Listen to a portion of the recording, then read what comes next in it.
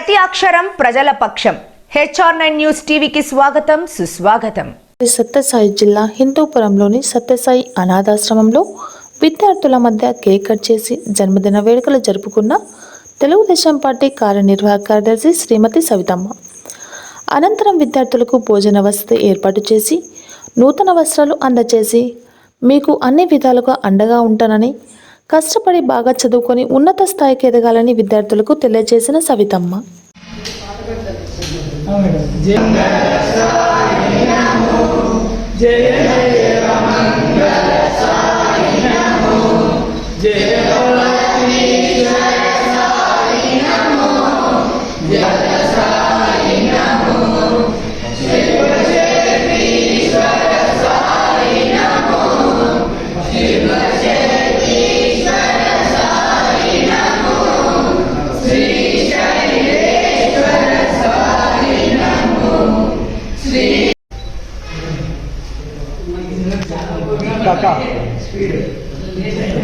Conexión,